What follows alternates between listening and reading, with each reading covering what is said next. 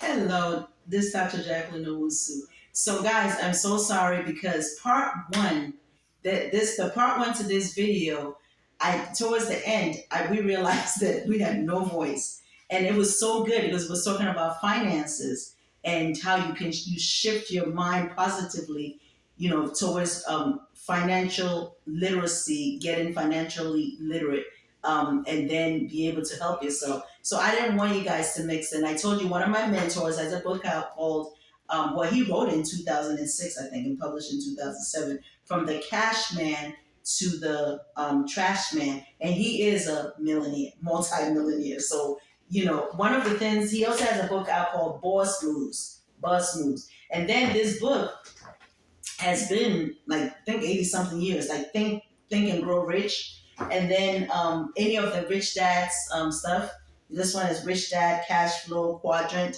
So any of those are really, really good. Any real estate, books, investing in real estate, any stock books, like any of those things are really good self improvement books. And the reason why I decided to do a part two to this, because you didn't hear the audio towards the end, is because it is so important. Because when you don't have money, right, it affects you. It affects you, spiritually, it affects you emotionally, it affects you physically. You if you have money, you tend to choose healthier food choices, right? And you don't have to worry about, my bills and my bills and my bills, and you don't, the stressing of that will cause your cortisol to be released, which is a stress hormone, which will cause your glucose to be elevated. So that's why I decided to spend that time to talk about it a little bit.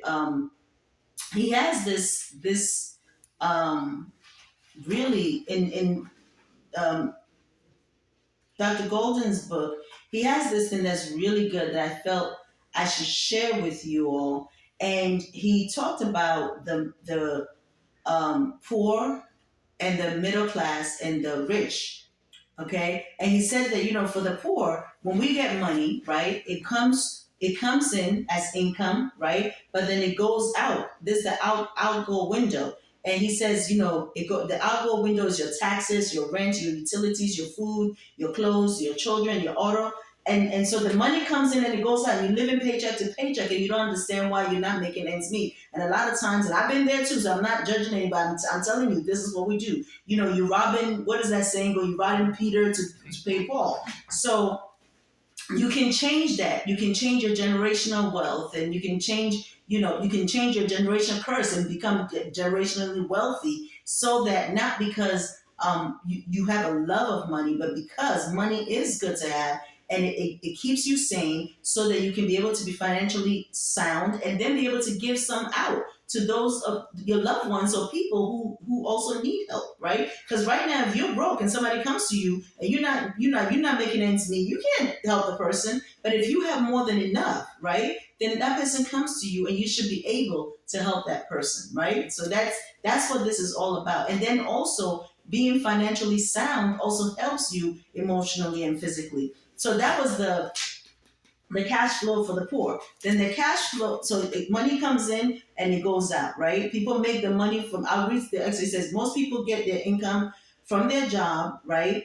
And whether you are rich, poor, or middle class is not determined by how much money you make at your job, but by what you do with your money after you make it.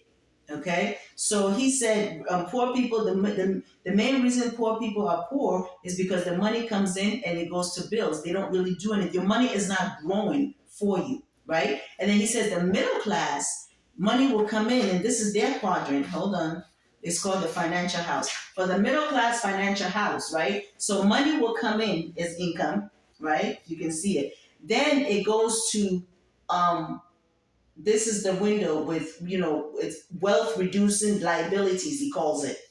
Okay. And these wealth reducing liabilities are cars, boat camper, credit cards, revolving charge, student loans, all of that. Those are your wealth reducing liabilities. And a liability is something that is not growing your money.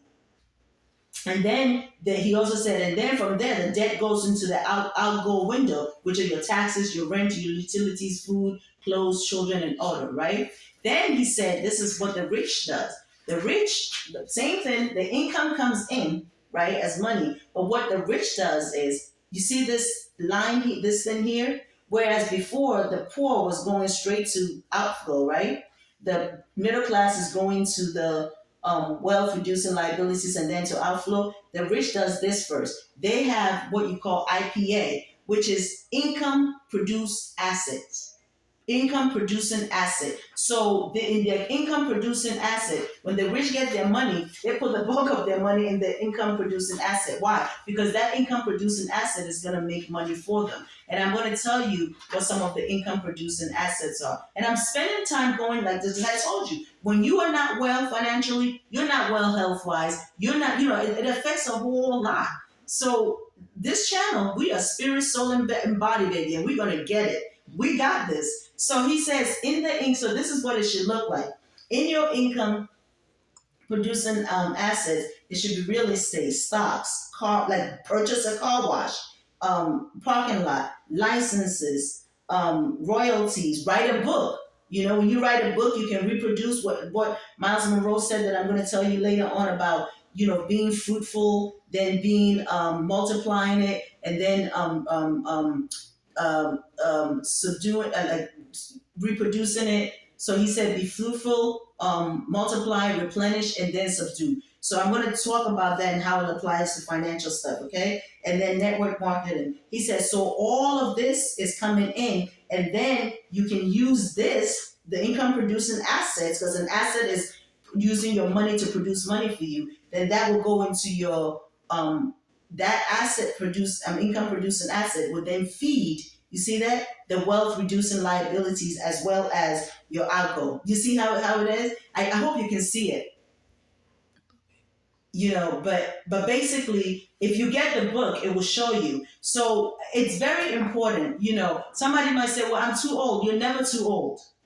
You are never too old. That is that shift in mindset I want you to have today. You're never too old to lose weight. You're never too old to be financially prosperous. Okay? And you're never too old to gain your vitality and health and wellness back either. Okay? So that's one. Then the other thing is, somebody might say, well, I'm poor. No, that's a mindset. Poor is a choice. It's a choice. So somebody would say, well, I make a lot of money, but I can't make ends meet. Then reduce the way you live. You might need to get a smaller house. You might need to get a less bigger car. You know what I mean? It's like you may need to change certain things, because ultimately in the front end, when you are trying to build wealth, it takes a lot and you don't see it, but ultimately it will help you and your children's children's children. Okay? That's what you want. You don't want to be just working, and at the end of the 65 or 70 years, whatever age is retirement age now, they tell you they don't have enough money to pay you, or the money they give you is so tiny that you're not making ends meet. So just think about it, okay? I'm not forcing anything on you. I'm just trying to throw things out there and kind of poke your mind a little bit and just kind of get you to want something more than what you have. And we all want to be somewhere where we can go on vacation and relax and not have to worry about money. Okay? Because you deserve it. We all deserve it.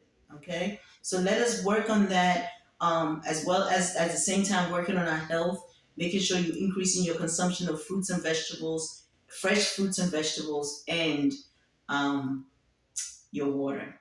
Okay? So with that said, I think that's what I wanted to say, that about the health and health and wealth kind of goes hand in hand.